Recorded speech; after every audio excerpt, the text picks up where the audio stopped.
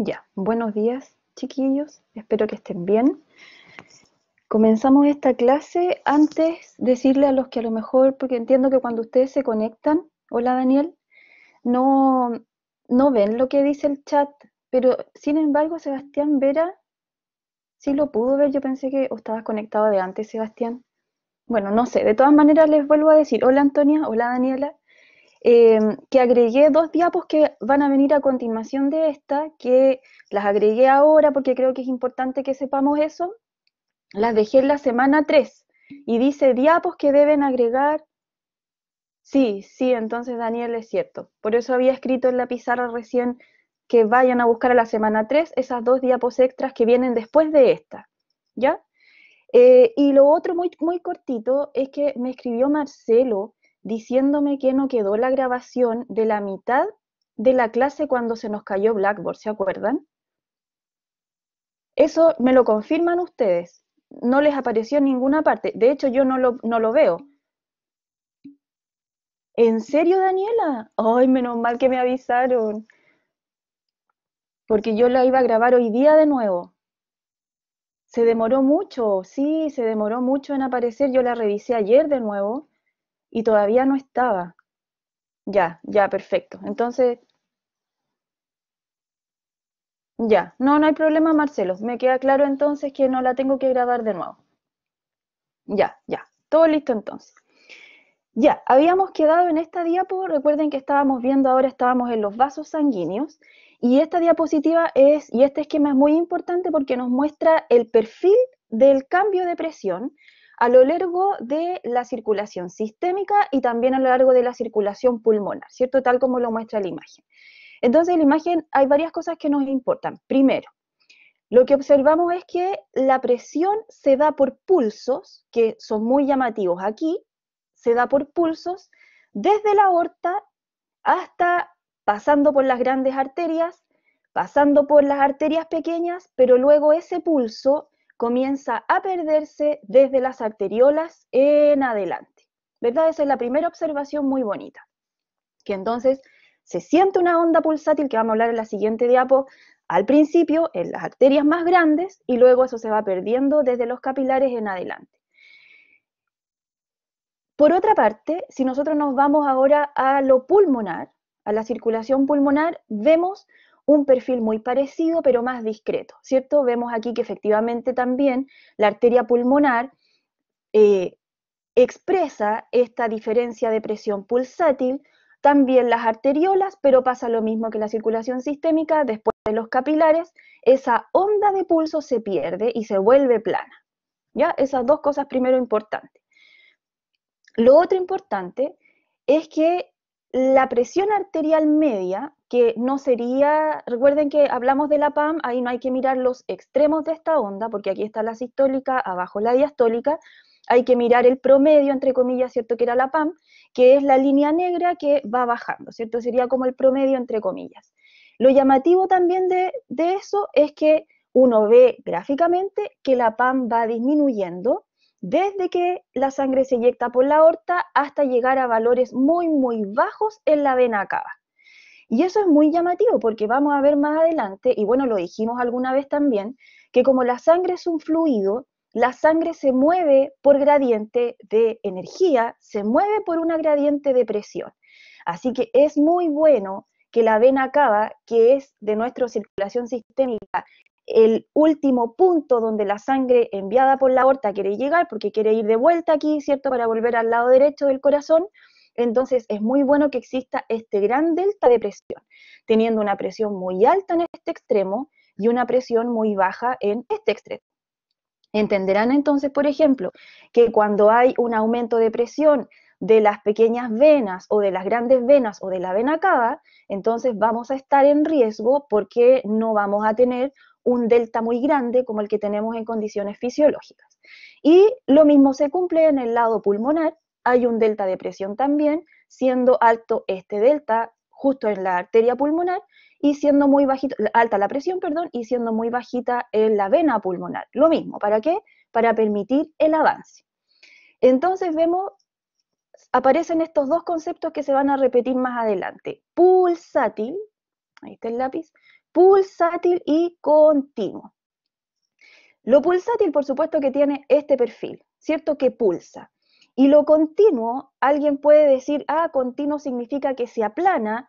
No, en realidad no. Cuando hablamos de un flujo continuo, no es que te esté llegando a la misma velocidad siempre, sino que simplemente siempre te está llegando. Eso significa continuo, ya para que no pensemos que continuo significa voy a dibujar una recta plana cuando sea continuo, no. Significa que te está llegando sangre siempre.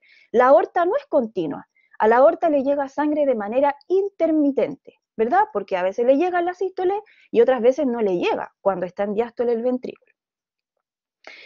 En esta gráfica, y por eso decidí agregar las dos diapos que vienen a continuación, en esta gráfica se ve algo muy llamativo, que esta onda de pulso que ustedes ven ahí, ¿cierto? Donde tiene un máximo sistólico y un mínimo diastólico, aumenta en las grandes arterias, ¿verdad? Si uno entonces midiera la presión de pulso, ¿se acuerdan cómo se calculaba la presión de pulso?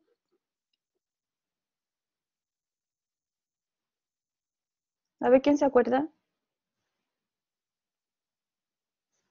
O presión diferencial. Correcto, Maite. Presión sistólica menos presión diastólica, ¿cierto, Maite? Entonces, si nosotros calculáramos en la propia aorta la presión de pulso y la calculáramos también en las grandes arterias que derivan de ella, que se ramifican de ella, pareciera entonces que la presión de pulso nos va a dar más mientras más te alejes de la aorta, ¿ya? Eso es llamativo. ¿Y por qué pasa si es la aorta la que recibe un gran volumen de sangre de una? ¿Por qué no es ella la que expresa la mayor presión sistólica? Bueno, eso es lo que vamos a ver entonces en esta gráfica, que insisto, la agregué porque me parece que es importante que ustedes manejen esto y a lo mejor la diapo que puse después también. Entonces, hay una onda pulsátil que ustedes pueden ver que va viajando desde el arco aórtico y va viajando una onda pulsátil hasta llegar a arterias tales como la arteria femoral. Entonces, vamos a analizar los primeros a ustedes, más o menos, que son individuos que rondean los 24 años, que son individuos vigorosos, jóvenes, sanos, muy sanos, ¿ya? Y después me voy a pasar a analizar a mí, que yo ando por ahí para ver cómo está cambiando mi onda pulsátil a los 68 años versus la onda pulsátil que tienen ustedes, que son individuos muy jóvenes. No me cree, Daniel. Me conservo bien, pero ando por ahí. Ya, entonces, lo muy llamativo primero es, si yo en ustedes miro la onda pulsátil, yo veo que a la altura de la aorta, ¿verdad? La presión diastólica tiene esta diferencia con la presión sistólica, ¿verdad? Si lo resto ahí, voy a encontrar la presión de pulso. Y veo que la diastólica no baja tanto, debería estar en aproximadamente 80, la sistólica sube a lo que espero que suba, entre 110, 105, 120, ¿verdad? Pero pueden ver lo que va pasando con la onda pulsátil a medida que me alejo de la aorta, a ver si estamos viendo lo mismo. ¿Qué va pasando con la presión sistólica y la presión diastólica?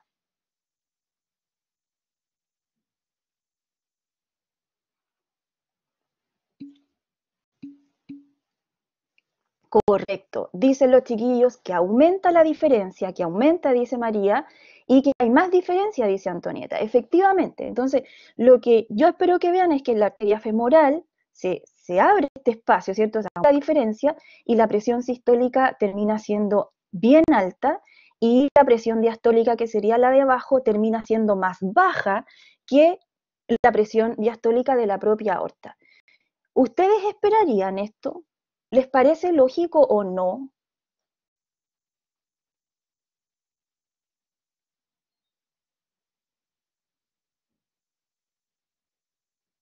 Martín,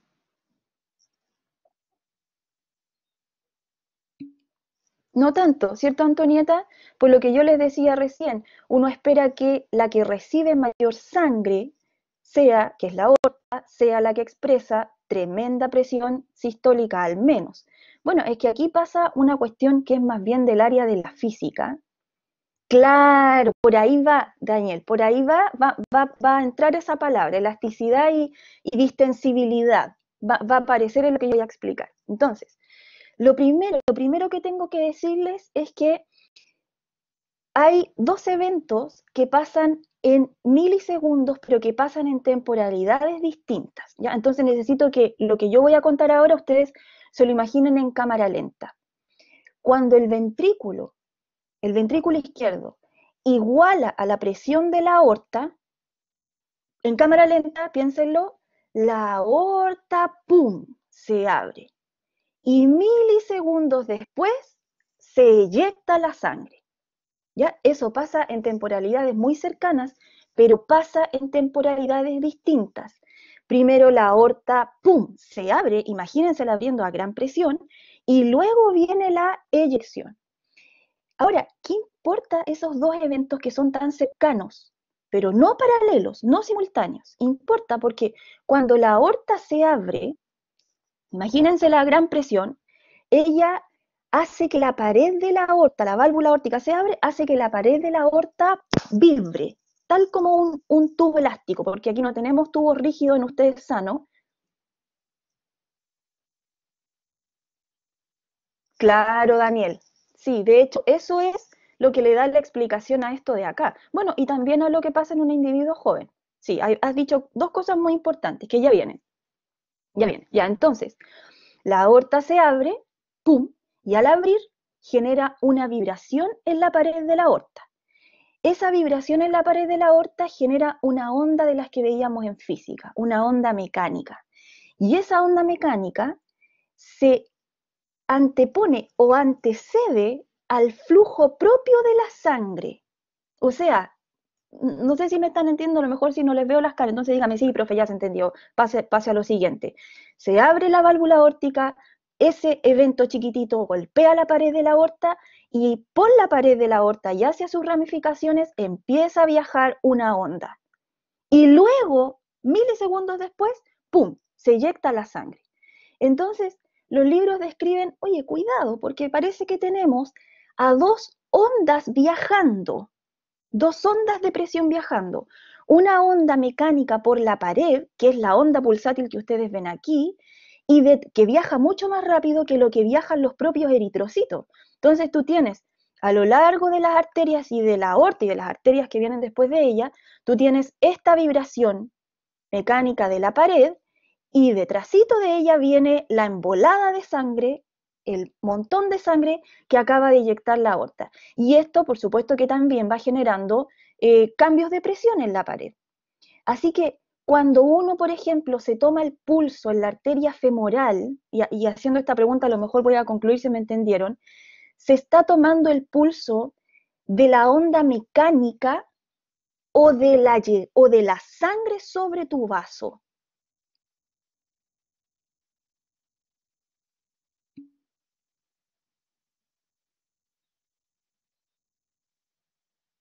¿Sí están de acuerdo con Antonieta?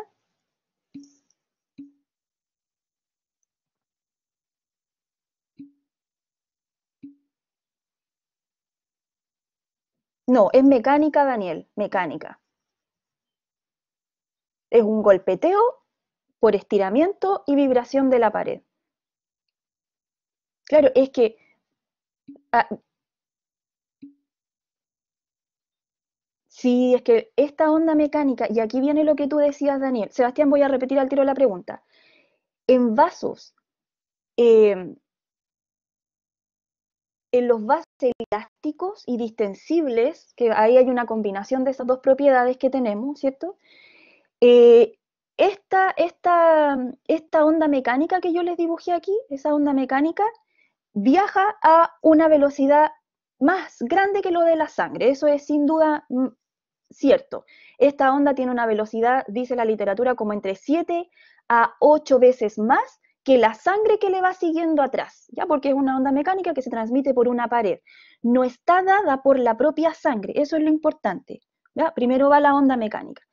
Entonces, hay que considerar aquí que nuestros vasos, o los vasos de ustedes, son bastante distensibles, sobre todo los que están más cercanos a la aorta, y sobre todo la aorta. Y a medida que te vas alejando, o sea, estos vasos de aquí y la arteria femoral, la pared de tu vaso va adquiriendo un tantito de más rigidez. Y si tú tomas un tubo más rígido, ¿por dónde creen ustedes que se transmite más rápido una onda mecánica? ¿Por un tubo más rígido o por un tubo distensible? Por un tubo más rígido, ¿cierto? Así que, a ver si se entendió, como la aorta es más distensible, la velocidad en ella es un poquitito menor, pero la velocidad va aumentando progresivamente a medida que vamos avanzando por vasos que no están rígidos de enfermo, sino que están rígidos, más rígida su pared, porque así está compuesta su pared. Así que mientras más lejano, por ejemplo, la femoral, más rígida es que la aorta, por ejemplo. Y entonces eso hace que esta onda mecánica vaya avanzando, adquiriendo cada vez un poco más de velocidad, dejando atrás a la embolada de sangre, que recuerden que esa sangre va harto más lento porque es un fluido viscoso que lleva eritrocitos, que lleva proteínas, que lleva plasma, etcétera. ¿Ya? Así que vuelvo a hacer la pregunta. Si yo me tomo el pulso en la arteria femoral, pongo un medidor de pulso, me voy a estar midiendo esto, ¿cierto? Pero ¿eso qué es? ¿Es la onda mecánica o es la sangre que ya llegó a la arteria femoral?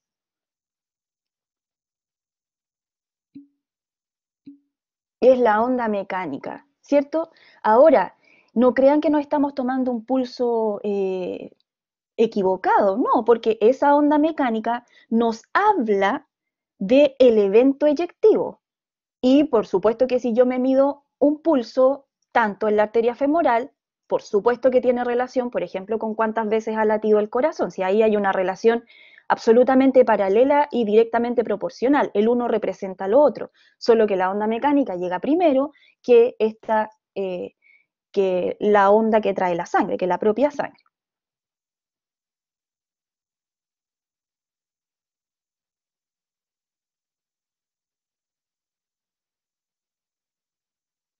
Sebastián dice, eso en negro sería la onda por la sangre.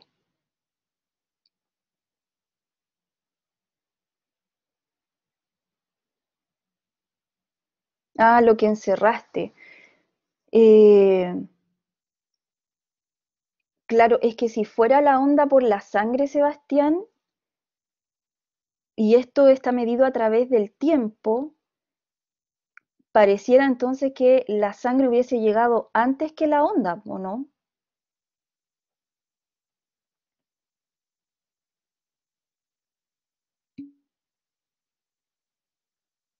Así que no es una onda por la propia sangre, no, sino que la presión en la arteria femoral nunca va a volver a caer entre ciclo y ciclo, por algo que les voy a explicar ahora. Por eso se mantiene arriba hasta el siguiente ciclo, por el volumen que tiene.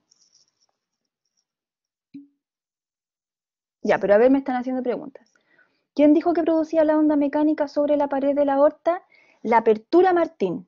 La apertura a gran presión, ¡pum!, de la válvula. Esa apertura estira a la pared de la aorta, está ahí mismo. Imagínatelo. A ver, Jonathan dice, pero no me calza mucho esto con la función de reservorios de las venas. ¿No debería de caer? Ah, ya, pero Jonathan, aquí estamos entre aorta y arterias de gran calibre. Estamos en arterias de gran calibre. Y después, me voy a tener que volver aquí, estamos analizando esto de aquí. Y después en las venas, por supuesto que las ondas se van a amortiguar y la presión va a disminuir. ¿Eso es lo que no te calza, Jonathan?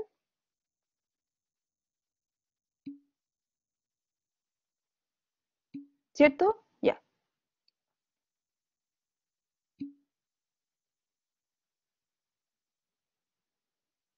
Ya, eso que dice Antonieta, ya, ustedes son muy rápidos. Ya, entonces, lea lo que dijo Antonieta para que yo explique una cosa. A ver si Antonieta tiene razón. Muy bien, Antonieta. Yo no lo dije, pero usted lo entendió muy bien. Entonces decía yo, bueno, tenemos una válvula aórtica que se abre generando una onda mecánica que viaja más rápido que la propia sangre y la sangre le sigue detrás. Y entonces esa onda mecánica que va viajando va tomando mayor velocidad en las arterias de gran calibre, porque las arterias de gran calibre más periféricas son un tantito más rígidas. Y en un vaso más rígido y más rígido, la velocidad de la onda aumenta. Pero aquí se genera un problema. Y aquí es lo que voy a lo que dice Antonieta, que la onda que va a ir viajando, la onda mecánica que va a ir viajando, se va a encontrar con puntos de ramificación. Y adivinen qué le pasa a la onda cuando iba en un viaje perfecto por un tubo rectilíneo y de repente se encuentra con un punto de ramificación, con una bifurcación. ¿Qué creen ustedes que pasaría? Es como cuando la luz se encuentra con una superficie.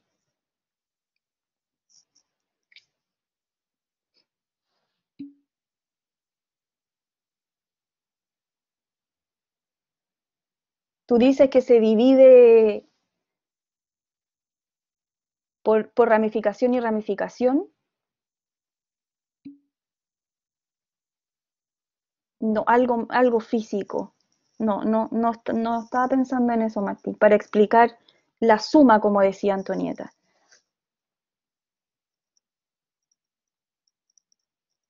No se Eso, Antonia, exactamente.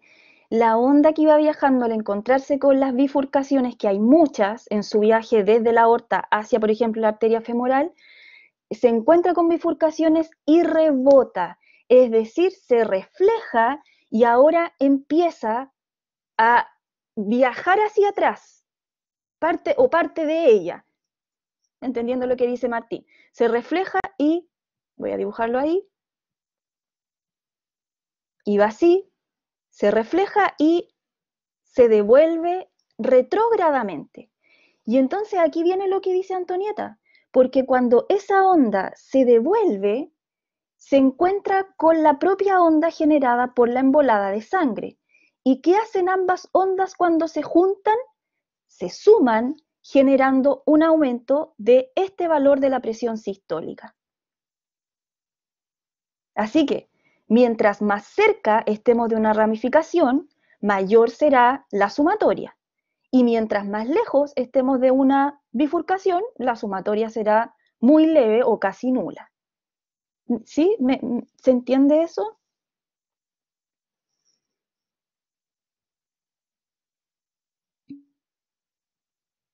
Sí, Cristóbal, sí. Decía yo que tengo a la onda mecánica viajando, ¿verdad? Desde la aorta, viajando, y cuando se encuentra con una bifurcación, la onda se refleja. Al reflejarse se devuelve retrógradamente, pero se encuentra con la propia onda pulsátil que iba generando la propia sangre, que iba detrásito. Y la propia sangre iba generando su propia onda pulsátil, esta se encuentra con aquella, las dos se suman y se suman entonces las presiones sistólicas, haciendo que este valor aumente cada vez más. Ahora miren, dejen decirles algo que aquí yo creo que les va a calzar. Miren lo que pasa en un individuo anciano, ya aproximadamente de 68 años. Ustedes lo han dicho mucho y Daniel lo dijo antes también. Los ancianos tienen tubos muy rígidos. Poquísima elastina, demasiado colágeno, es decir, tubo rígido. ¿Cómo creen que es la velocidad de la onda mecánica en la tubería del anciano? ¿Muy rápida o muy lenta? Muy rápida, Martín. De hecho, Martín, podría hasta triplicarse la velocidad de la onda mecánica que está en ti, un individuo de veintitantos años, podría triplicarse en el anciano, y aquí pasa una cuestión nefasta. Como el tubo es rígido, como la velocidad por un tubo rígido de la onda mecánica es tan alta, ahora la válvula se abre, la onda corre mecánica rápido, en la bifurcación se devuelve, pero la velocidad es tan grande que la onda mecánica va y vuelve tan rápido que alcanza a llegar de vuelta como una competencia, alcanza a llegar de vuelta a la aorta cuando la aorta está viviendo el llenado por la sístole. Y entonces a ti Cristóbal, la sumación te pasaba por aquí, ¿verdad? O en la arteria femoral. Ahí recién se te sumaban porque ahí ya iba la onda pulsátil de la sangre y ahí recién se había devuelto tu onda mecánica. En el viejito no. En el viejito abre la válvula, la onda mecánica corre, se devuelve y mientras recién se está eyectando, esta onda que devuelve se suma a la propia onda generada por la sangre en la pared de la aorta, haciendo que la presión sistólica en el anciano aórtica aumente mucho más y eso es una característica muy clara del individuo anciano. O sea, es exactamente, a ver, me dicen dos cosas importantes. ¿Y eso puede generar más turbulencia? Sí, Antonieta, puede generar más turbulencia porque puede generar cambios en la velocidad de la sangre que va ordenada. Así que sí, y además, Antonieta, aquí el flujo ya es un tanto turbulento, porque la salida de sangre por la aorta no va ordenadito, ¿cierto? La salida de sangre por la aorta es turbulenta, por eso puede llegar a sonar. Así que eso podría generar más turbulencia, sí. Y Sebastián dice algo muy importante, por eso son más propensos a la hipertensión, sí, Sebastián.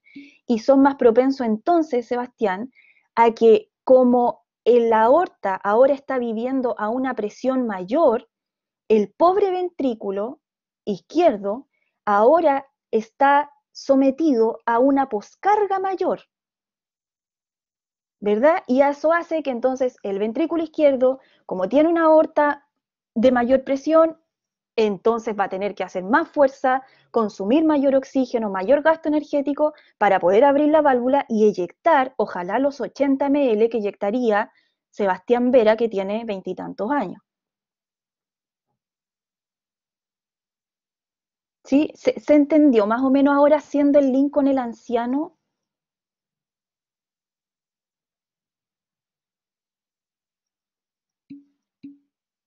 Ya, qué bueno. Ahora, lo llamativo también, Daniel escribió algo, espéreme Daniel. Lo llamativo también es que la diastólica baja, ¿cierto? Ya, entendemos por qué la sistólica sube. ¿Por qué? Por dos cosas. Primero, porque por supuesto que como tenemos cada vez arterias un poco más rígidas, las paredes más rígidas y menos elásticas, la sangre le pega más, ¿cierto? Y por eso podríamos tener una onda más alta. Pero la razón principal es esta sumatoria que decíamos, de la onda mecánica que se refleja y se devuelve con la propia onda pulsátil de la propia sangre, del propio volumen sanguíneo. Pero ¿por qué baja también la presión diastólica, verdad? Y baja mientras más lejos estés de la aorta. Y en este caso la femoral tiene una presión diastólica más baja que cualquier otra y mucho más baja que la aorta. Bueno, eso es sencillo porque mientras más lejos estés de la aorta, debiera durante la diástole quedarte menos sangre, ¿cierto? Si mientras más lejos estás, a quien último le repartimos, probablemente ya le va a quedar al final de la diástole menos sangre. Eso explica entonces que la presión diastólica disminuye. Ahora, esto, sí, simplemente, Antonieta, ya, gracias. Simplemente la presión diastólica disminuye porque en una arteria más lejana de la aorta, en la diástole, el volumen de sangre que tiene es menor. Porque durante la diástole la aorta dosificó, ¿cierto? Pero en esa dosificación, a los vasos más lejanos les está llegando un tanto menos. Y les está quedando poco porque además la propia arteria femoral tuvo que entregarle a sus propias ramificaciones.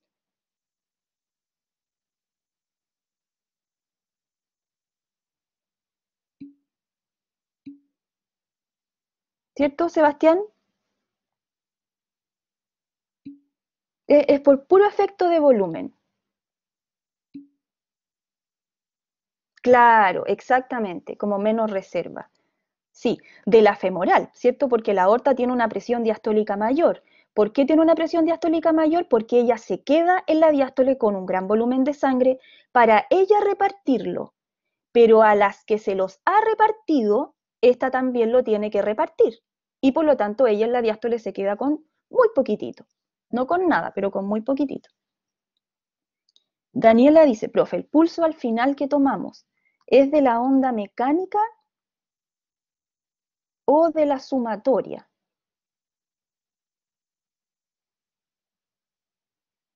A ver, no entiendo. ¿El pulso que tomamos, por ejemplo, en la arteria radial?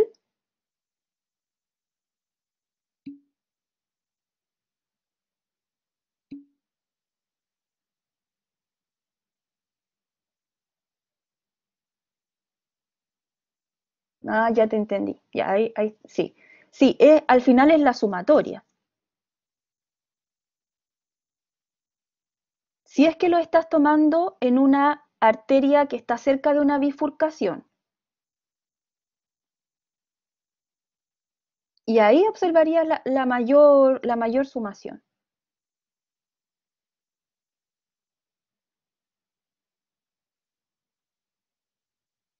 Choca con la bifurcación, Martín, porque si yo iba así y de repente apareció esto, la onda a lo mejor te confunde, Martín, porque dijimos, por la pared va una onda mecánica. Tienes que imaginarte que la onda va, va viajando por ambas paredes. En el fondo es una onda que va así, ¿cierto? Y esa onda es la que choca aquí, en esta bifurcación. Y eso hace que la onda se refleje y se devuelva. Yo creo que a lo mejor tú te estabas imaginando que esto iba así y que tenías una onda viajando por aquí que se iba a ir por ahí y una onda viajando por ahí que se iba a ir por ahí. A lo mejor te estaba imaginando eso. Tienes que imaginarte una onda total en el vaso, que es como parecido a lo que hace la sangre. La sangre también hace eso. Cuando la sangre, la embolada de sangre va viajando, choca aquí, pierde velocidad, aquí el flujo se vuelve turbulento y algo de sangre podría retroceder, aunque la que viene con tanta presión que, claro, pasaría lo mismo con la sangre, sí.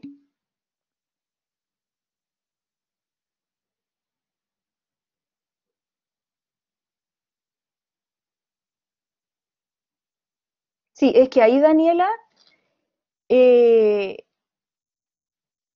cuando el pulso, que es lo que yo creo que tú estás pensando, es más bien para sacar la frecuencia cardíaca, ¿cierto? Y ahí no habría diferencia, pero sí hay diferencia si tú te mides, en la femoral, por ejemplo, te mides la onda pulsátil, la presión del pulso, porque tomar el pulso, sea donde yo lo tome, tú tienes razón. Si el pulso me da, no sé, 70 por minuto, el 70 por minuto va a ser en cualquier parte que yo me lo tome. ¿Estás pensando en eso, Daniela? Porque me estoy tomando la frecuencia cardíaca, ¿cierto? Así que sí, el pulso en todas las arterias en el fondo debiera existir el mismo pulso por minuto, pero no la misma onda, no la misma presión de pulso, que son dos cosas distintas. ¿Cierto? El pulso aquí sería cuántas veces sonó en un tiempo, pero cuando yo me refiero a la onda pulsátil, me refiero a su amplitud desde la base hasta la altura. El saltito, claro, debería ser más grande.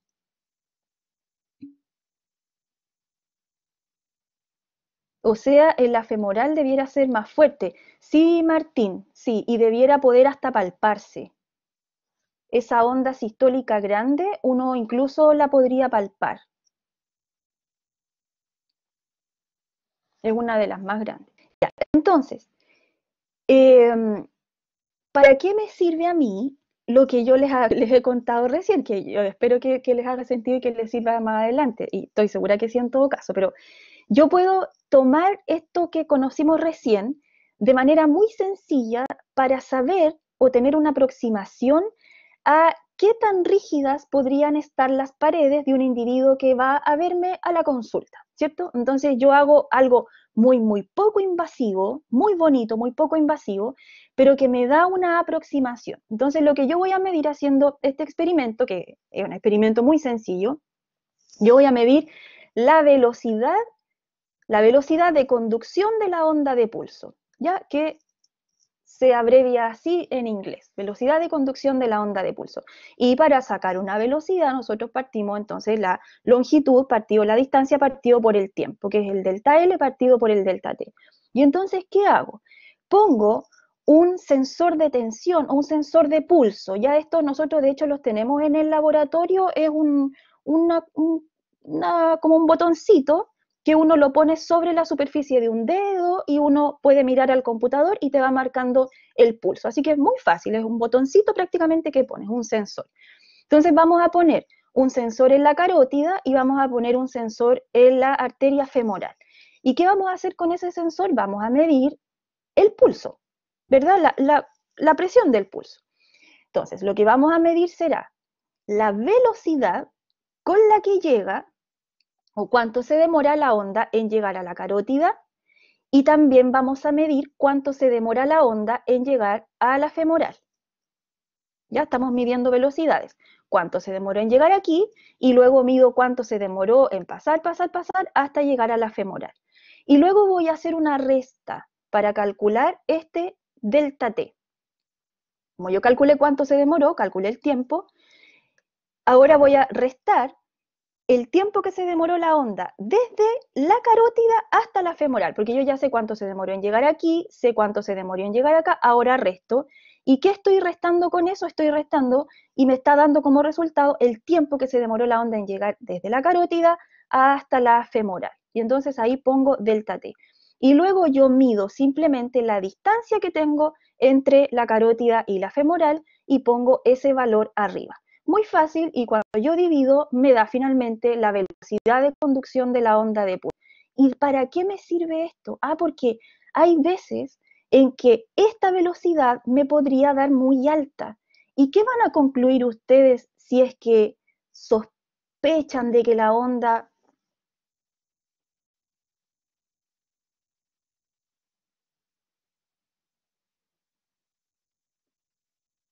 ¿Cómo mide la distancia? No sé con qué la miden en realidad, Antonieta. Me imagino que como la mediríamos todos. No, no tengo ese dato. Claro, y tiene que ser de electrodo a electrodo, exactamente. Sí, nosotros hacemos este experimento, pero con distancias más pequeñas y medimos con reglas nomás, Antonieta.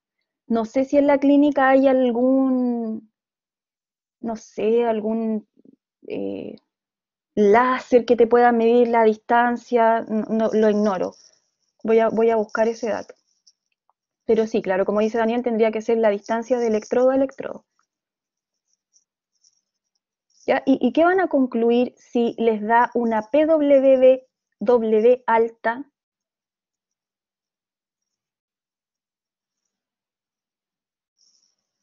¿Qué podrían sospechar? Correcto, Antonieta, exactamente. Podríamos sospechar que estamos en presencia de vasos muy rígidos. Exactamente. Sí, exactamente.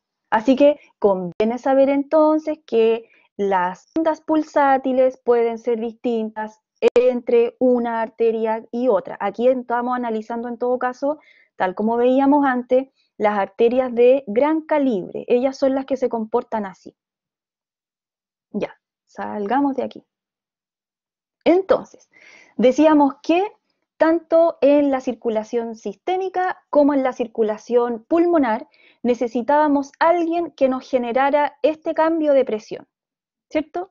Que aumentara la presión en este extremo, que aumentara la presión en este extremo y que generara el delta P que hay desde aquí hasta la vena cava. ¿Quiénes son entonces los generadores de presión? Bueno,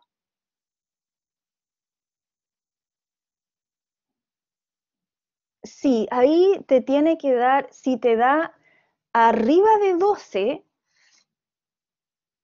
si mal no recuerdo, Patricio, si te da arriba de 12 metros por segundo, eso ya es preocupante.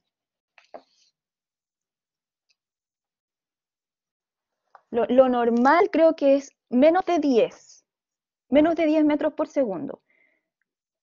Ahí estaría el rango de lo normal. Si te da más arriba de 12, y mientras más arriba de 12 te dé, entonces mayor rigidez existiría. Ese es el rango más o menos.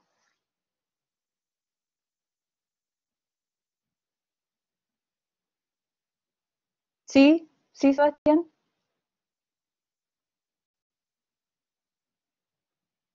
Aunque ahí la velocidad podría ser pero en metros, porque como la distancia es más grande la que vas a medir.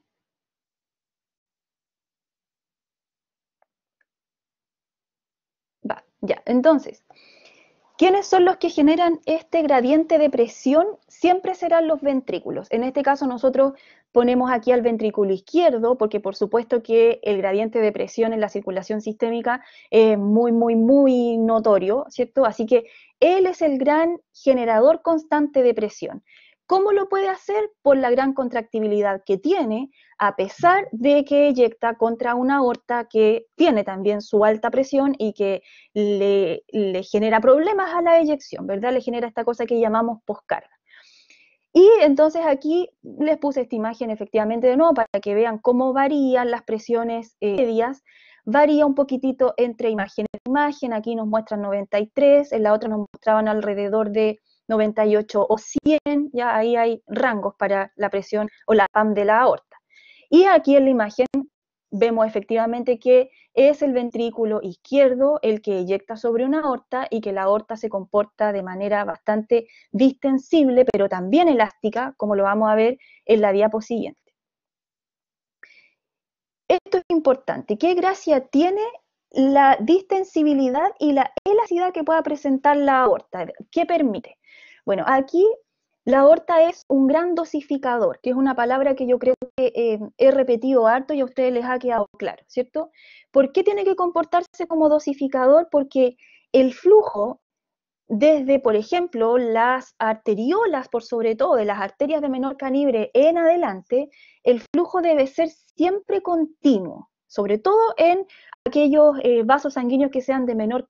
Así que la aorta tiene que cumplir con ese reto de estar proporcionando al sistema vascular sangre, aunque a ella no le esté llegando, ¿verdad?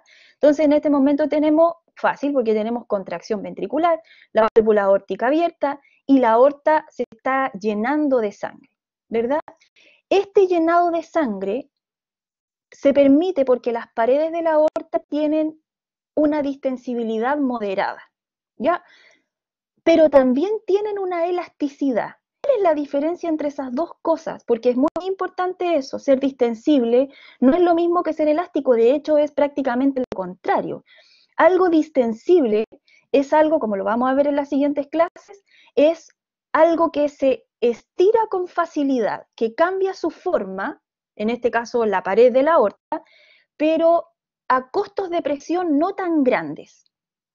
Ya, insisto que eso lo vamos a ver más adelante. Eso es ser distensible. Pero aparte de ser distensible, y aquí la aorta me lo demuestra que ella es distensible porque logra extenderse hacia afuera, entonces ya me dice, sí, algo de distensible soy, pero menos mal que ella también es elástica. Y algo elástico, como ustedes yo creo que están imaginando, los elásticos se resisten a que tú los estires. Por eso tienes que aplicar una fuerza para estirarlos. Y cuando tú los estiras, mientras más estires a un elástico, más va a querer retraerse. Y mientras el elástico sea más grueso, como por ejemplo la pared de las grandes arterias y la pared de la aorta, más va a costar distenderlo y más se va a retraer. Y entonces la aorta tiene como una mezcla de estas dos habilidades. Sí es distensible, por eso se llena con un volumen sistólico, pero también es elástica. Pero qué bueno que tiene las habilidades porque cuando demuestra su elasticidad, ¿cuándo nos sirve que ella sea elástica? ¿En la sístole o en la diástole?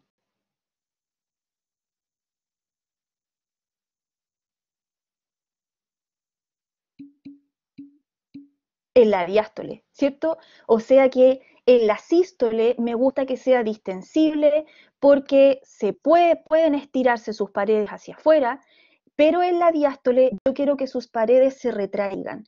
¿Por qué quiero que las paredes se retraigan? Como muestra la flechita acá, porque yo quiero que el volumen que ella se dejó porque algo de volumen se fue, pero algo de volumen también se dejó. Yo quiero que ahora dosifique ella el volumen que se dejó y entonces lo proyecte hacia adelante, hacia sus ramificaciones. ¿Ya? Así que es una habilidad muy, muy buena de la aorta. Por supuesto, se imaginarán que cuando la aorta se llena de colágeno, pierde absolutamente su distensibilidad y se vuelve, y este concepto es como raro desde la física, se vuelve más elástica, pero entendamos más elástica como más resistente a la distensión, ¿cierto? O sea, tienes que aplicar más fuerza en su pared para obligarla a que se abra, porque ella como elástica no quiere abrirse y quiere retraerse de inmediato, entonces para abrir a una arteria rígida tienes que aplicar mucha más fuerza, que es lo que decíamos recién que le pasaba al anciano. Ahora, a la aorta también se le llama vaso reservorio de energía. ¿Y por qué se le llama un vaso reservorio de energía?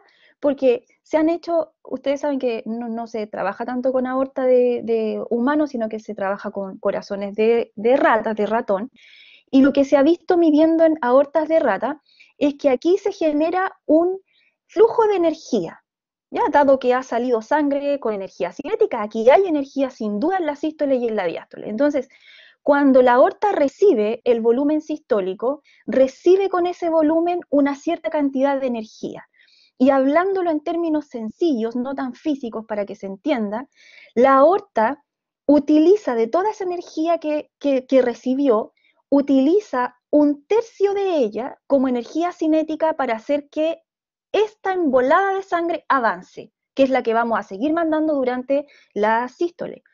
Pero 2/3, porque un tercio lo usó en enviar, en eyectar durante la sístole hacia adelante, en proyectarlo, pero 2/3 de ello lo almacenó en estas como partes más gorditas que le quedan, ¿cierto? En esas partes más estiradas gracias a su distensibilidad. Entonces, por eso se dice que ella almacena la energía. ¿Y cuándo la libera esa energía? Cuando viene su retracción. Igual, no me acuerdo dónde leí, parece que en el Boron, este ejemplo. Si tú tiras una pelotita de goma al suelo, la pelotita cuando toca el suelo, como es de goma, se deforma. Y el suelo la deforma, pero ella quiere volver a utilizar, a volver a su forma. ¿Cómo quiere o cómo vuelve a su forma? Entregando la energía en el rebote, cuando rebota, y ahí vuelve a su forma, cuando entrega la energía que le hemos impuesto haciéndola chocar sobre el piso. A la aorta entonces le pasa exactamente lo mismo. Ese 2/3 de energía que se le había acumulado aquí durante la sístole, ahora ella al retraerse y devolverse, libera ese 2/3 y lo entrega como energía cinética a la sangre que le había quedado aquí para permitir que la sangre esté avanzando, avanzando, avanzando, y que el cuerpo ojalá no se entere de que a la aorta no le ha llegado sangre, porque en este momento la válvula aórtica está cerrada, la aorta no tiene sangre que le haya llegado recién, pero está dosificando la que le acaba de quedar de la sístole anterior. A eso se le llama presión motriz. Y esa presión motriz está...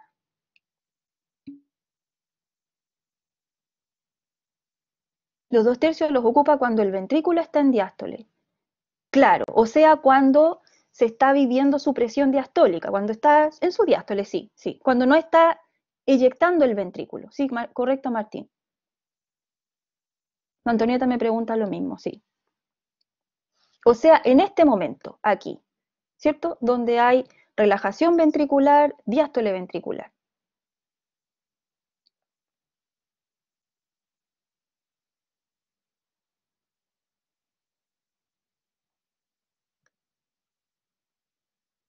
Ya.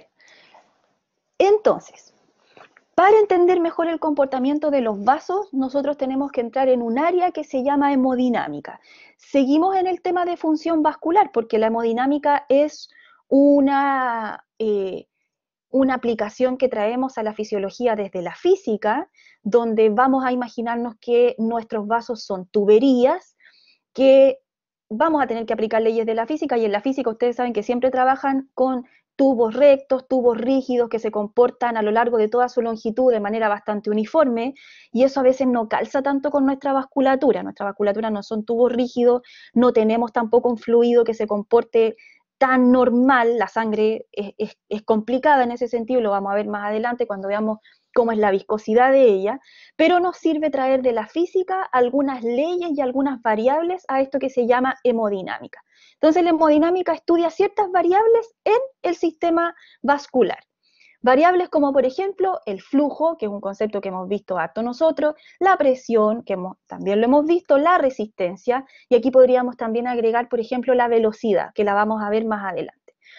Y entonces traemos una ley, que es la ley de Ohm, que deriva de esta ley que yo les escribí acá, Q es igual a delta P partido por R, deriva de la ley de Ohm. La ley de Ohm fue originalmente descrita para la electricidad, parece, ¿cierto? Donde delta P no era un delta P, sino que era un delta de voltaje, y donde el flujo no era flujo, sino que era una corriente. Así que en Q iba I, y en delta P iba delta B. Pero nosotros aquí estamos trabajando con fluidos, así que adaptamos la ley de Ohm y se genera esta ley que se llama ley análoga a la ley de Ohm. Y esta ley, que hay que aprendérsela porque se cumple siempre, dice que el flujo será directamente proporcional a la diferencia de presión que tú tengas a través de un vaso. Y entonces aquí, por ejemplo, tengo un vaso con una presión en un extremo, con la otra presión en el otro extremo, y cuando la diferencia de presión entre ambos extremos sea cada vez mayor, como por ejemplo entre la aorta y las venas, entonces el flujo por ellas será mayor. Pero hay alguien que se opone a ese flujo, y es la resistencia, ¿cierto? Que es inversamente proporcional al flujo, y la resistencia la entendemos como el impedimento que se genera dentro de un vaso a que fluya este fluido que tenemos, que es la sangre.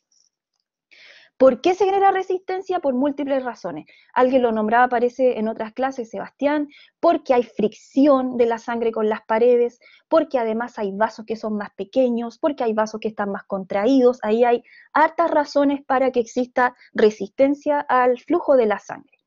Ahora, conviene preguntarse algo que yo ahí se los dejo como tarea, aunque estoy segura que ustedes saben que flujo y velocidad no son lo mismo, ¿cierto? A veces los libros dicen la velocidad del flujo, toman flujo por velocidad, pero flujo y velocidad en estricto rigor no son lo mismo. Flujo es el volumen de sangre que corre en cierto tiempo, es un volumen partido por tiempo. En cambio, la velocidad es distancia partido por tiempo, es decir, ese volumen. ¿Cuánta distancia avanzó en un minuto? Eso sería la velocidad de ese flujo. Ya ahí combinaríamos volumen, distancia y tiempo. Conviene saberlo para que después no nos enredemos.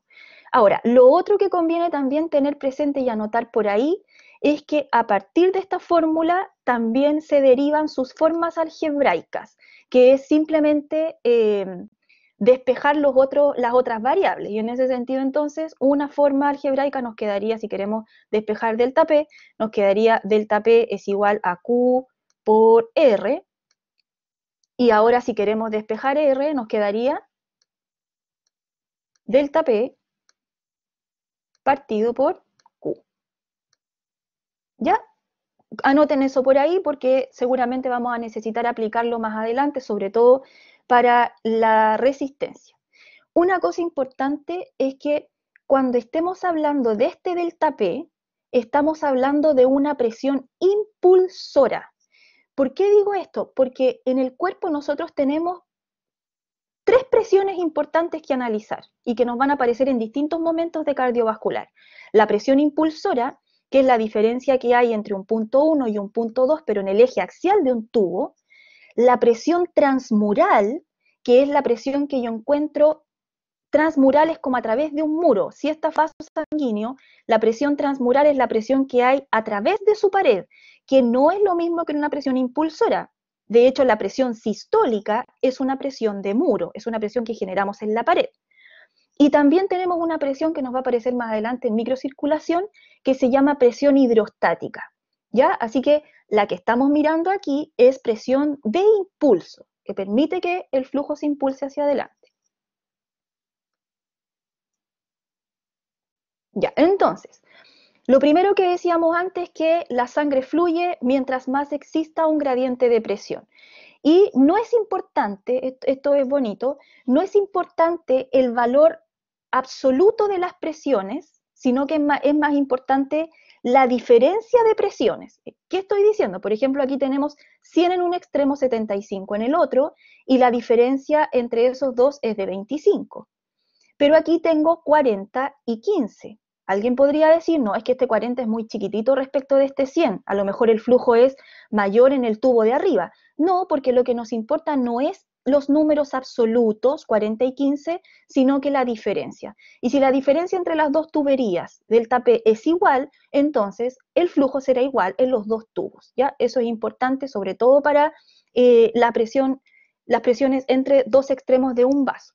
Les dejo esta pregunta aquí. ¿Qué otro nombre se le puede dar al flujo? Me refiero al flujo sanguíneo global. ¿Qué variable que hemos conocido es un flujo? ml partido por o litros partido por tiempo. El gasto cardíaco, correcto. Así que desde ahora en adelante, flujo será nuestro flujo, el global, el que corra por nuestro cuerpo en un minuto, será nuestro gasto cardíaco. Que alguien podría decir, profe, pero ¿por qué no el retorno venoso? Uy, la verdad es que, ¿qué dirían ahí?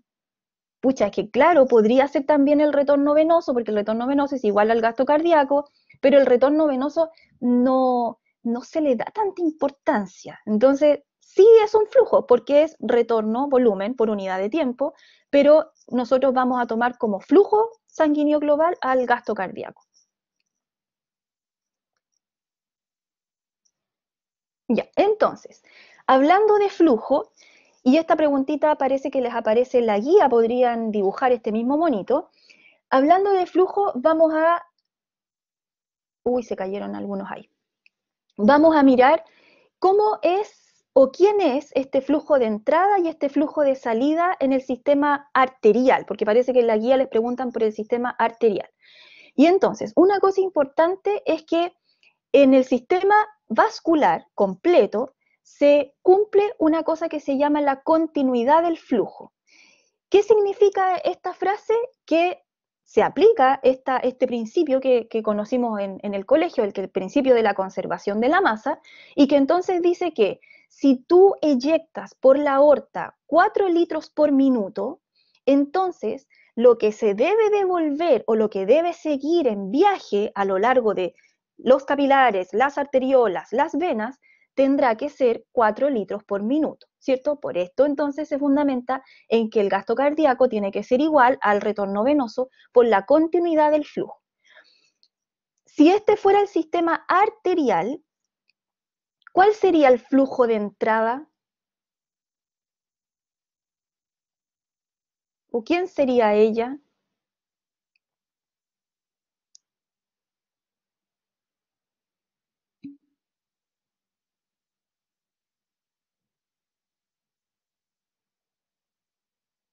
Ya, pero si lo tomamos en un minuto, sería el gasto cardíaco, ¿cierto? Porque aquí nos está mostrando flujo. Entonces, y lo partimos en un minuto. Pero este flujo de entrada es, Daniela, ¿de entrada a dónde? ¿Quién es este vaso?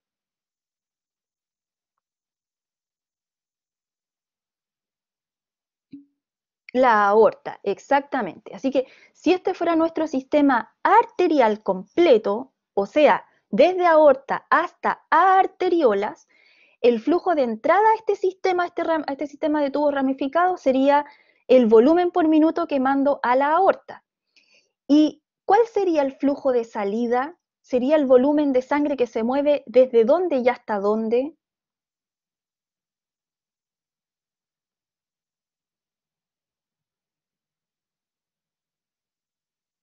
Esos 4 litros por minuto que están ahí se van a estar saliendo de dónde para ir a dónde.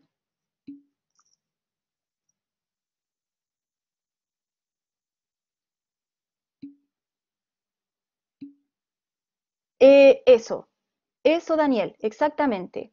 Y que entiendo, eso Sebastián, y entiendo que es también lo que dice Cristóbal. O sea, este flujo de salida es lo que tienen las arteriolas por minuto y lo que van a pasar a los capilares, ¿verdad? Porque tendríamos aquí desde la aorta hasta las arteriolas, sería el sistema arterial, perdón. Y efectivamente, como decíamos, debiera ser de 4 litros por minuto. Ahora, ¿qué pasa si alguna vez algún vaso de esta ramificación se contrae?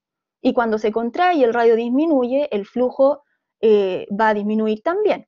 Entonces aquí, bueno, por este vaso se distribuye menos, pero los otros vasos se hacen cargo de la continuidad del flujo. Y entonces yo voy a terminar teniendo igual 4 litros por minuto eyectados por la aorta y 4 litros por minuto recolectan las arteriolas y se los pasan a los capilares.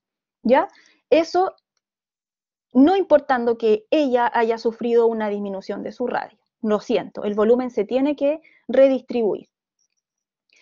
¿Cuál de las siguientes ecuaciones determina AQE y AQS? ¿Cuál sería para el flujo de entrada y cuál sería para el flujo de salida?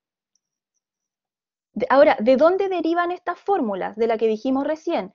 Flujo es igual a delta P partido por la resistencia, ¿cierto? Y esta fórmula y aquella nos muestra eso, solo que nos pone delta P.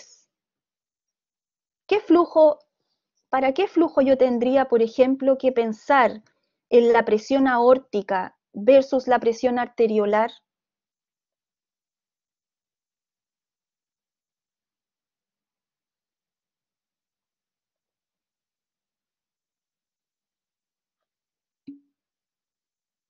Correcto, Sebastián, para el flujo de entrada. Entonces ahí, para el flujo de entrada, lo que nos importa es el delta P que existe entre la presión de la aorta y la presión arteriolar. Ese concepto lo vamos a ver más adelante cuando veamos qué tan importante es la resistencia de las arteriolas. Partido por la resistencia de las arteriolas, que es la resistencia que a nosotros más nos importa. Así que como dice Sebastián, sería para la fórmula para el flujo de entrada, y entonces sería la fórmula para el flujo de salida, ¿verdad? Donde ahora tenemos la diferencia de presión entre las arterias, las arterias y arteriolas, y los capilares que están al otro lado, hacia donde yo quiero mandar la sangre, y al medio de esa conversación están las arteriolas mostrando su resistencia. Insisto, es la que más nos importa. Ahora, una cosita nada más es importante de decir. Esto de que el retorno venoso es igual al flujo, al gasto cardíaco, y que el gasto cardíaco izquierdo es igual al gasto cardíaco derecho, a ver, veamos si es tan cierto. Contéstenme la pregunta de arriba. ¿Cómo es el gasto cardíaco izquierdo versus el gasto cardíaco derecho? ¿Distintos, iguales? ¿Cómo creen?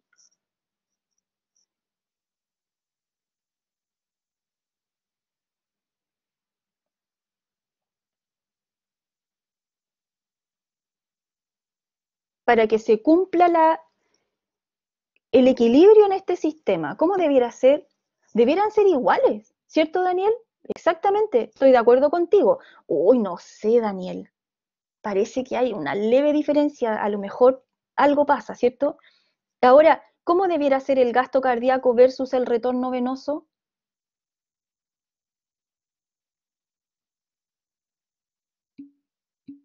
Igual.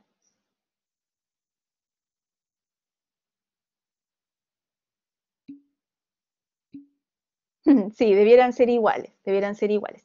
Aunque siempre hay. No, pero en cuanto a volumen, tú siempre debes devolverle al corazón lo que quieres que él te vuelva a inyectar, ¿cierto? Sí, en ese sentido sí importa. Eh, pero aquí hay que decir una cosita chiquitita, que en realidad no es tan cierto, por ejemplo, que el gasto cardíaco sea igual, el gasto cardíaco izquierdo sea igual al gasto cardíaco derecho.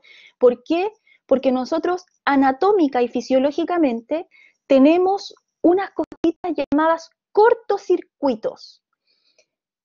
¿Qué cortocircuitos tenemos? Bueno, el primero que les quiero contar aquí, y que se los paso porque entiendo que más adelante se los preguntan, es este cortocircuito que genera la circulación bronquial, que parece que alguna vez se los mostré en otra imagen antes, pero aquí quiero explicarlo con más detalle.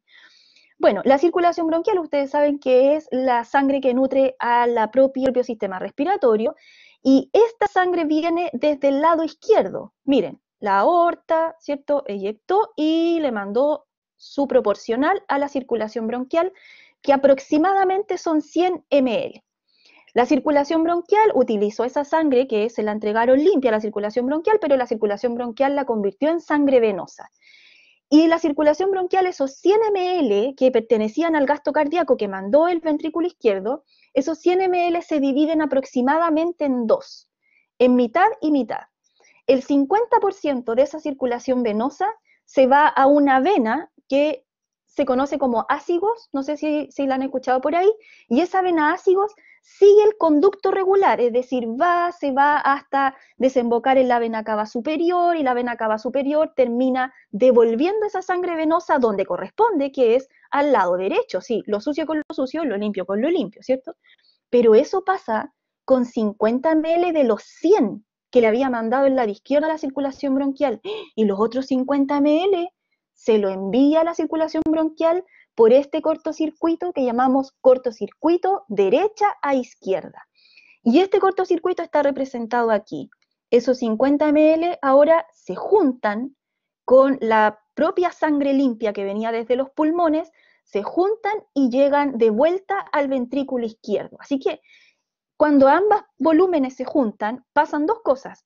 Primero, se combina sangre oxigenada con sangre desoxigenada, eso hace que la presión de oxígeno baje un poquitito, y lo otro es que al volumen que venía aquí se le suman 50 ml. Entonces, en realidad, mirando esta imagen, el gasto cardíaco izquierdo es 50 ml más que el gasto cardíaco derecho. ¿Se entiende más o menos, chiquillos? Así que son idénticos,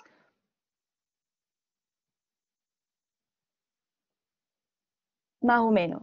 Chantonieta, yo no me puedo quedar en paz cuando se entiende más o menos. Así que muy rápido. Sangre limpia, Antonieta, 100 ml aproximadamente siguen esta ruta. 100 ml le llegan a la circulación bronquial. La circulación bronquial utiliza esa sangre arterial, la convierte en venosa, la ensucia. De esos 100 ml, la circulación bronquial sabe que lo correcto es mandarlo al lado derecho, donde está la sangre venosa, donde llega la sangre venosa. Pero solamente la circulación bronquial manda 50 de esos 100 que ensució, 50 los manda por la vena ácigos hasta la vena cava superior. Y los otros 50 los manda por este cortocircuito, que es una conexión que queda entre la circulación bronquial y el ventrículo y el lado izquierdo del corazón. Así que al flujo que venía desde los pulmones, que debieran ser 5 ml por minuto, se le suman estos 50 ml por minuto que le manda la circulación bronquial. Al final, el gasto cardíaco del ventrículo izquierdo, decíamos que le gana al del ventrículo derecho por 50 ml. Esos 50 ml debieron haber llegado a la aurícula derecha. ¿Ya? Sí, es que no está aquí, Antonieta. Te la tienes que imaginar. Porque aquí se muestra solo sí, sí, sí. Solo el cortocircuito. Ya, y hay un cortocircuito que ahí yo les voy a dejar para que ustedes lo lean. Aquí parece que hasta está explicado lo del cortocircuito que yo les acabo de explicar. Sí, parece que ahí. También tenemos otro cortocircuito que está dado por unas venas que se llaman las venas de Tevesio. Las venas de Tevesio lo que hacen ahora es ensuciar la sangre de nuevo del ventrículo izquierdo, pero con la circulación del miocardio. Así que, y aquí pasa algo muy bonito, porque al ventrículo directamente a la cavidad sale la vena de Tevesio, porque ella drena el miocardio. Y la vena de Tevesio, que lleva sangre sucia, cargada en dióxido de carbono, proyecta de inmediato su sangre al ventrículo izquierdo, generando de nuevo un aumento en el gasto cardíaco, en el volumen del ventrículo izquierdo. Ya ese es otro cortocircuito. Ya, ahora, entremos un poquitito en el análisis de los flujos sanguíneos.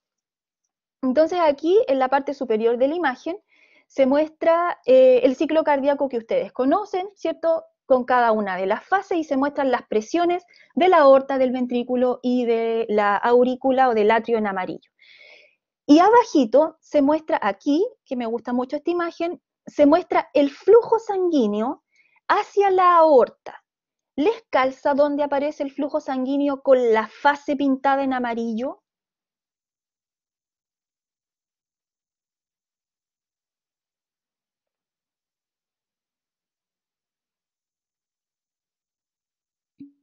¿Cierto que sí, Daniela? Claro, porque en la fase amarilla estamos en la eyección rápida primero, eyección lenta después, pero estamos eyectando y efectivamente cuando eyectemos es cuando más flujo va a llegar a la aorta. Y eso expresa entonces esta gran curva de flujo. ¿Qué indica el área bajo la curva? Les voy a hacer dos preguntas. Si esto fuera en una sola sístole, ¿qué indica el área bajo la curva?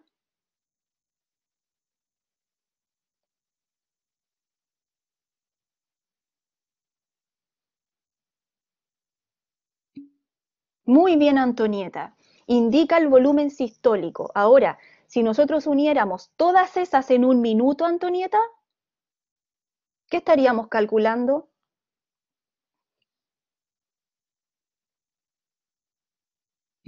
El gasto cardíaco. Ya, perfecto. Se los pregunto porque algo así les aparece en la guía en todo caso.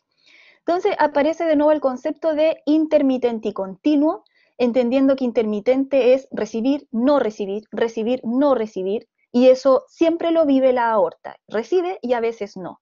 Pero ya lo comentábamos antes que por sus características de distensibilidad y de elasticidad, ella nos aseguraba que el flujo desde ella en adelante iba, y sobre todo en los capilares, iba a ser un flujo continuo.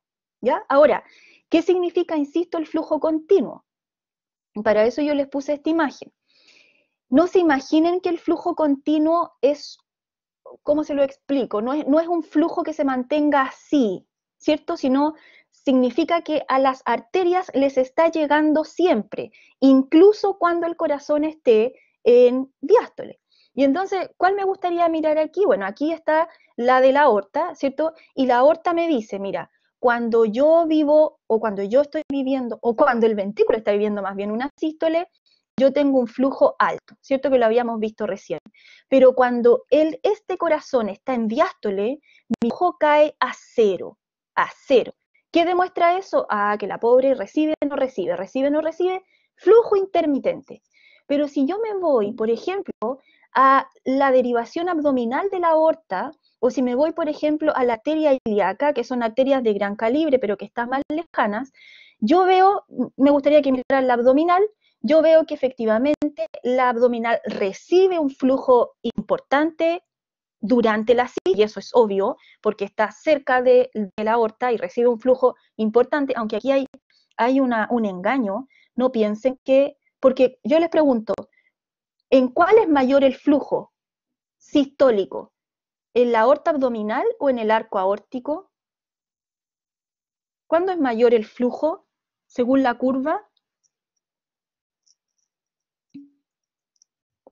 Muy bien, Sebastián, muy bien, ya, es que nunca miran eso. No es la misma escala, Daniel, correcto, y uno se va solo por la vista y dice, no, es mucho mayor en la aorta abdominal. No, no, no, no.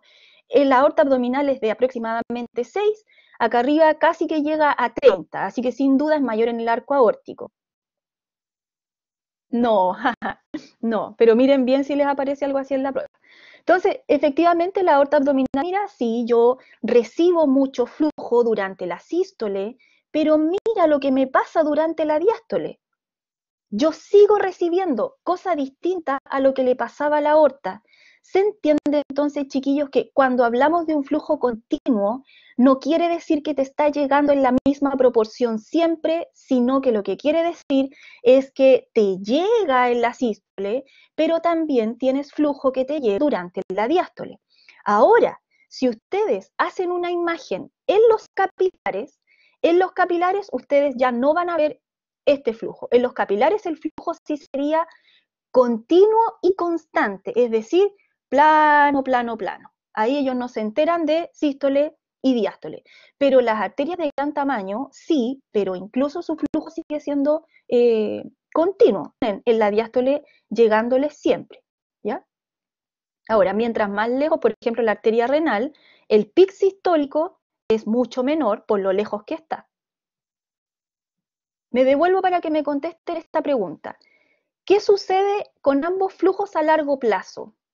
Con el flujo de entrada intermitente a la aorta y el flujo de salida continuo desde las arteriolas de gran calibre, arterias de gran calibre o desde el sistema vascular allá. ¿Qué debiera pasar con ambos flujos a largo plazo? No lo piensen mucho, es bien fácil. No hay una pillería, me refiero, en la pregunta.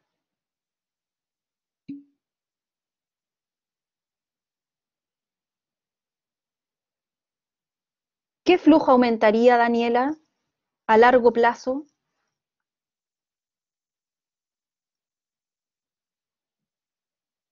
Si a lo mejor mi pregunta está mal hecha, Daniela. Yo me estoy preguntando si comparo el flujo de entrada, sí, mi pregunta está mal hecha, Seba. Si yo comparo el flujo de entrada con el flujo de salida a largo plazo, entre ellos dos, ¿cómo debieran ser? Iguales, ya ahí quedó mejor la pregunta, ahí se entiende, ¿cierto? Debieran ser iguales a largo plazo, pero ¿se producen diferencias instantáneas entre ambos flujos? No a largo plazo, sino que en un instante.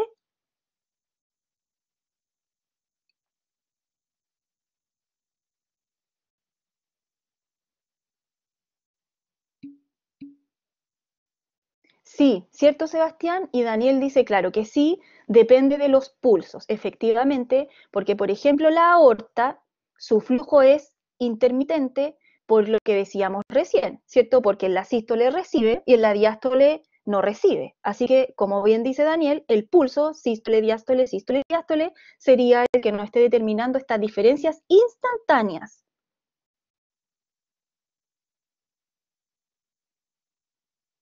Sí, sí, Sebastián. De hecho, los radios van disminuyendo por vaso unitario, no si es que sumas todos los vasos, así que eso también influye en que el flujo sea continuo.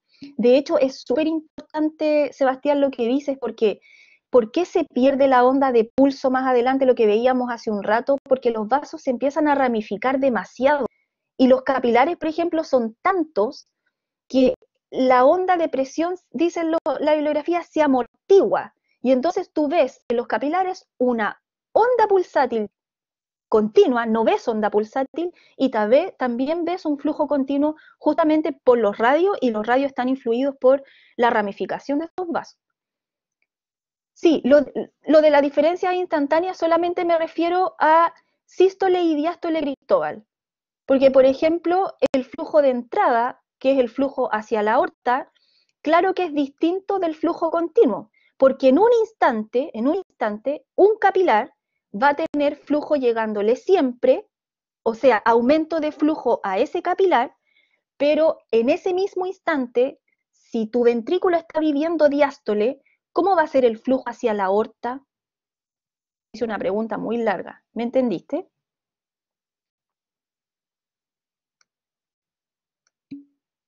Lo que yo te pregunto es esto, perdón. Si este fuera un capilar, en el capilar el flujo ya es continuo, siempre está llegando, siempre está llegando. Así que en este instante ahora, en este momento, el flujo aquí es alto. Si lo comparo con la aorta, porque ahora tengo la válvula aórtica cerrada, ¿cómo es el flujo hacia la aorta en este instante? ¿Harto, poco o cero?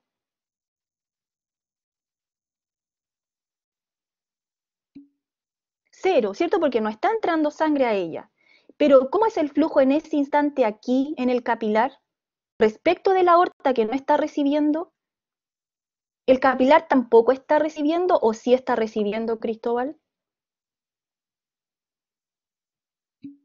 Sí está. Entonces, en ese instante, el flujo continuo le gana al flujo intermitente de la aorta.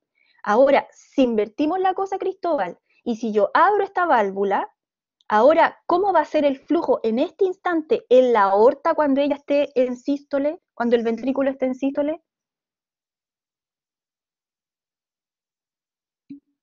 alto. ¿Y cómo va a ser en los capilares? Comparado al volumen que ha recibido la aorta, va a ser menor. Entonces, en un instante, Cristóbal, los flujos pueden cambiar, pero si tú tomas eso a largo plazo, tomando muchos, muchos ciclos cardíacos, vas a ver que los flujos terminan siendo iguales. Sufren modificaciones o diferencias instantáneas por sístole, diástole, flujo intermitente y continuo, pero a largo plazo debieran ser iguales. 5 litros intermitente y 5 litros continuos. Ya.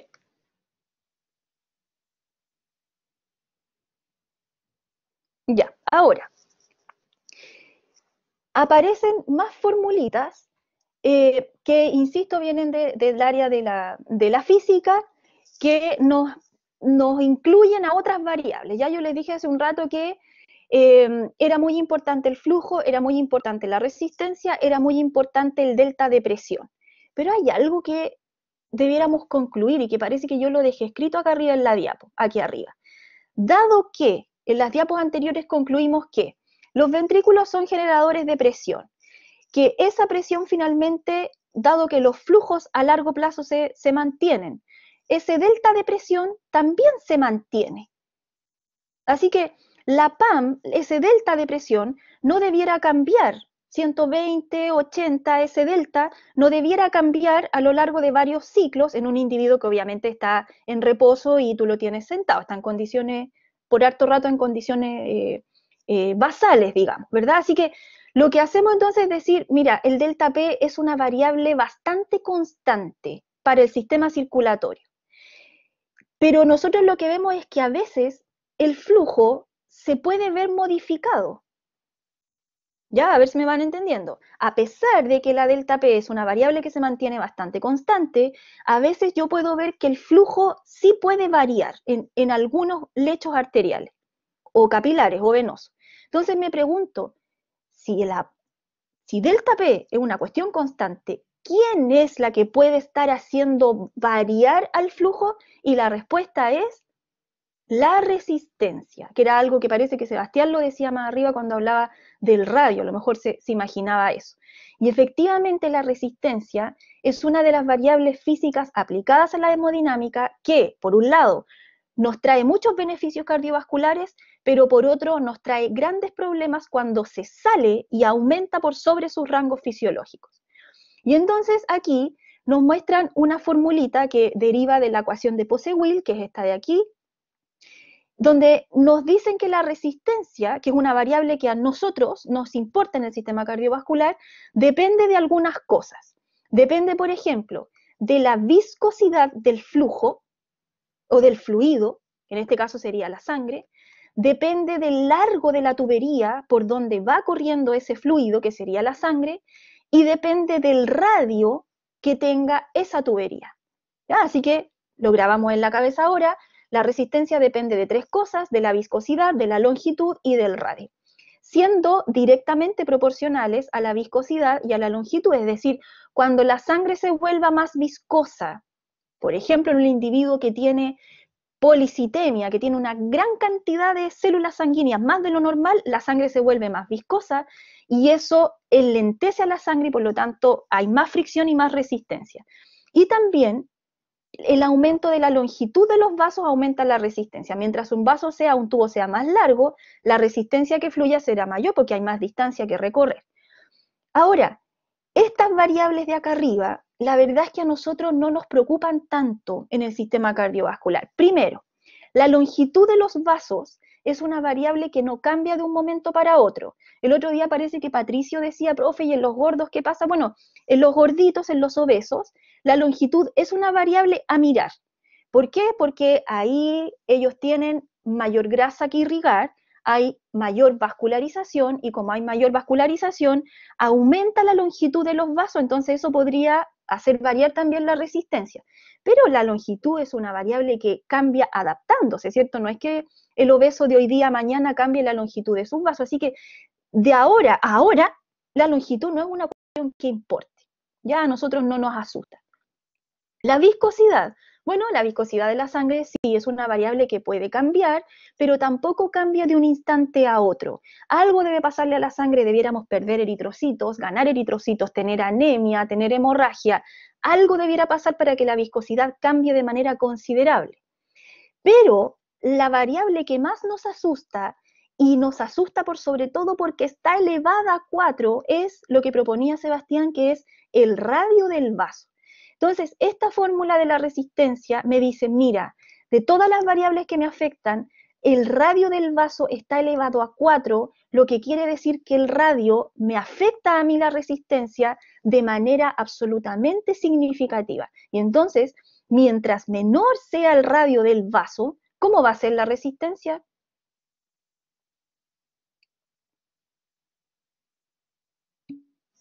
¿Cierto que sí, Martín? La resistencia va a ser mucho mayor. Perfecto. Y entonces Poseuil, que viene del área de la física, juntó todas estas variables que ustedes ven aquí, las que nos afectan y las que nos afectan, y generó una ecuación para el flujo. Y ustedes pueden ver que en esta fórmula están todas las cosas. Está el delta P, que lo habíamos despreciado, ¿cierto? Porque era constante, pero él trabajó con tubo, entonces no lo desprecia. Está el radio, que sería los componentes de esta fórmula de la resistencia, y abajito tenemos al 8, la viscosidad por la longitud. Así que, en definitiva, el flujo, como el flujo depende de la resistencia, el flujo va a terminar viéndose afectado por el delta P, por el radio del vaso, por la viscosidad y por la longitud de esa tubería, de ese vaso. Ahora, como un ejemplo, yo les quise dejar este cálculo matemático que es muy, muy, muy fácil y muy sencillo, pero me sirve para que ustedes se den cuenta y le tomen el peso a cuánto influye el radio de un vaso y cuán importante puede ser la vasoconstricción o la vasodilatación de un vaso en cuanto a la resistencia y en cuanto al flujo. Entonces aquí yo les puse un ejemplo. Supongamos, chiquillos, que tengo un vaso con un radio de 1. ¿Qué va a pasar con la resistencia? Ahí, por favor, o bien la viscosidad y la longitud que está arriba. Entonces yo digo, si tengo un radio de 1, ¿cuánto me da 1 elevado a 4? 1, ¿cierto? Y como R grande y R chica son directamente proporcionales, aumentan o disminuyen en la misma proporción. Entonces, si el radio termina siendo 1, la resistencia termina modificándose en una unidad también. Así que con un radio 1 tengo una resistencia de 1. ¿Ya? Bueno, ¿y qué importa ese dato? Es que miren, dupliquemos el radio. Dupliquemos el radio. Y alguien podría decir, lo vamos a pasar de 1 a 2. La diferencia es mínima. Es que veamos si la diferencia es mínima. ¿Cuánto es ahora 2 elevado a 4?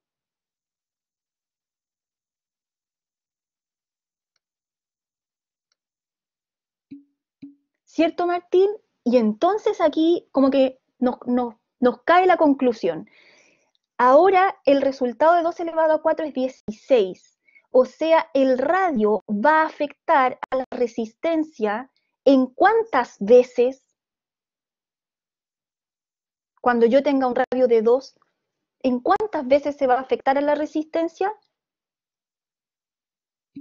En 16 veces, Sebastián. Entonces, lo que yo hice aquí para sacar este valor fue dividir 1 en 16, o sea, la resistencia que antes tenía, que era de 1, ahora la voy a dividir en 16 porque la estoy modificando 16 veces y eso me da 0,0625. O sea, efectivamente, el radio, cuando tú lo duplicas, no significa que la resistencia también se duplica o se mueve en 2 unidades, sino que se modifica considerando que esto lo tengo elevado a 4. Y ahora, si la resistencia disminuye 16 veces, como la resistencia es directamente proporcional al flujo, cuando ella disminuye 16 veces, ¿cuántas veces aumenta el flujo?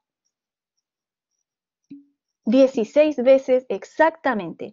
Así que les ha llegado al corazón cuánto afecta el radio de un vaso, ¿cierto? ¿Me han entendido eso? Que aunque lo duplique, no lo miren menos, porque el flujo y la resistencia van a cambiar considerablemente. Y esto efectivamente pasa, les decía yo, en la vasoconstricción y en la vasodilatación. Ahora, ¿dónde se vive esta resistencia que hemos comentado tanto? Ya lo habíamos dicho al principio de esta clase que la resistencia se vive en las arteriolas, ¿cierto? Que ellas son los vasos de resistencia. ¿Por qué son los vasos de resistencia? Por hartas razones. Primero, porque son muy ricos en musculatura lisa. Y yo les dije el otro día que la musculatura lisa estaba en un tono contraído y que como estaba en un tono contraído, hacía que el radio del lumen de la arteriola fuera más chiquitito, ¿cierto? Pero aquí se nos genera un problema, porque dice, y voy a leer lo que puse arriba para que les haga sentido, el factor principal que determina la resistencia al flujo de sangre en el sistema vascular es su radio, ¿cierto? Que era algo que habíamos dicho en la diapo anterior. Entonces yo digo y me pregunto, a ver, entonces, la lógica me dice que si en los vasos de menor radio es donde más resistencia tengo, no me calza que las arteriolas sean los de más radio. ¿Quién debiera ser lo que tienen mayor radio? Perdón, los que tengan mayor resistencia. ¿Me entendieron lo que dije? ¿Cierto, Antonia? Efectivamente, muy bien. Aplicando esa lógica, yo debiera esperar que fueran los capilares, porque son los de radio más pequeño, que los capilares fueran los que tienen más resistencia. Pero no son ellos. ¿Por qué no son ellos? Porque aparte de considerar el radio de un vaso, yo tengo que considerar cuántos de esos vasos tengo en paralelo, es decir, qué tan ramificado está el sistema. Y aquí yo les vuelvo a preguntar, ¿en cuál de estos dos sistemas hay una mayor ramificación? ¿La ramificación es mayor en los capilares o la ramificación es mayor en las arteriolas? En los capilares. Así que la resistencia, dado que en los capilares la ramificación es mayor, la resistencia como que se distribuye por esta área mayor que cubren los capilares y terminan siendo sectores de menor resistencia. Entonces, mientras más vasos tenga en paralelo, menor será la resistencia como en los capilares. Así que las que son chiquititas y además son menores en vasos en paralelo, menor ramificadas, son las arteriolas y además ganan en musculatura lisa. Así que ellas contribuyen aproximadamente con 60% o más de la resistencia total, algo que llamamos nosotros RPT o resistencia periférica total. Ya, hablando de RPT, de resistencia periférica total, yo puedo calcular la resistencia periférica total y aquí les dejo esta tareita, pero es muy fácil. ¿De dónde saco esta fórmula de RPT, chiquillo? Esta fórmula, las 4 que hemos aprendido en las diapos anteriores, se pueden modificar dependiendo de lo que tú quieras calcular. Si quieres calcular el flujo entre el inicio de la cava y el final de la cava, entonces adaptas tu fórmula de flujo a esas presiones. En este caso, si yo quiero calcular la resistencia periférica total, tengo que poner arriba delta P, ¿se acuerdan que vimos la fórmula para resistencia, la despejamos en las diapos anteriores y nos quedaba que R era igual a delta P, de ahí viene la fórmula, delta P partido por Q, ¿cierto? Así nos quedaba la fórmula solita, a capela. Pero si yo la quería aplicar a la RPT, ahora yo este delta P lo tendría que poner. Sí, sí, Antonieta, no se preocupe que lo tengo muy presente. O si no, Daniel me va a retar a mí después. No se preocupe, no se preocupe. De hecho, voy a terminar a las 10:09. Gracias, Antonieta. Entonces, si quiero calcular la RPT, lo que yo voy a hacer será, porque es la resistencia periférica total, voy a tomar la presión A menos la presión B. ¿A qué me refiero con A y con B, chiquillos?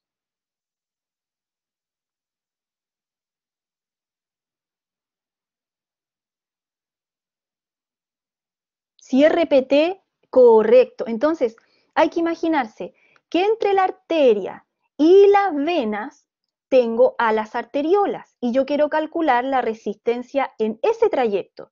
Entonces, lo que hago es tomar la presión antes de ese trayecto, la presión arterial, la presión al final de ese trayecto, que sería la presión venosa, y lo parto, lo divido por el flujo que yo sé corre por ahí.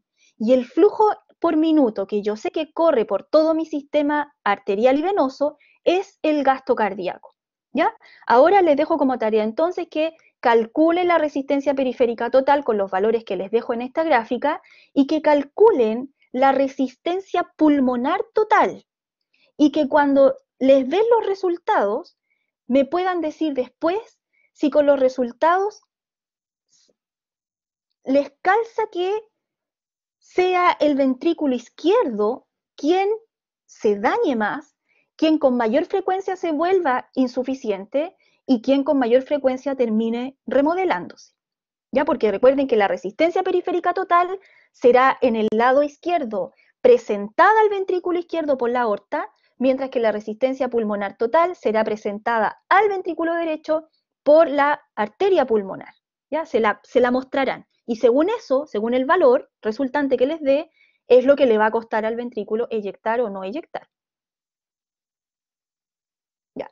En el minuto que me queda.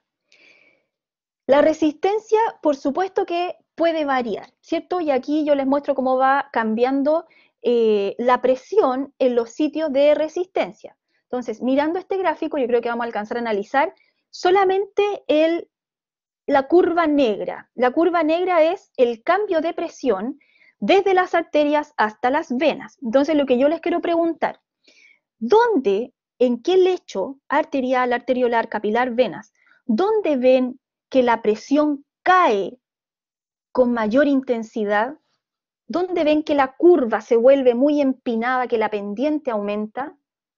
¿Cierto, Martín? Entonces, primera conclusión, la presión impulsora, el delta P, la diferencia, cae mucho más en los sitios de alta resistencia que son las arteriolas.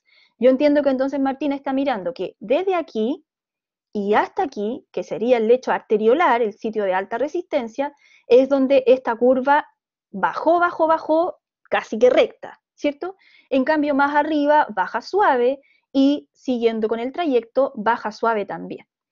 Ahora, ¿qué pasa cuando tengo contracción arteriolar o dilatación arteriolar? Solamente respóndanme esto y me pregunto, y me voy.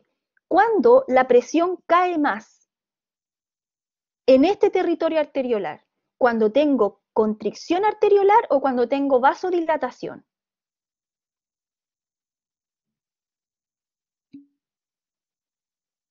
¿Cierto?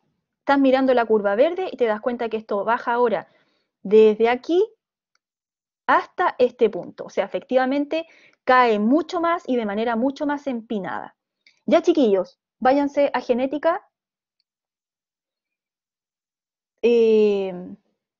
Bueno, no alcancé a terminar esta clase. Voy a ver si... Sí, yo creo que a lo mejor, chiquillos, voy a dejarles grabado lo que creo que necesitan para el seminario, a lo mejor del lunes. Voy a revisar si es que algo me faltó de ver y se los voy a dejar, ¿ya? Para que, aunque el test va a ser el viernes de la próxima semana, igual puedan tener la materia, el contenido para prepararlo. Ya le voy a avisar en todo caso a Marcelo. Cuídense, que les vaya bien en genética. Chao, Seba, que estén bien. Chao, cuídense.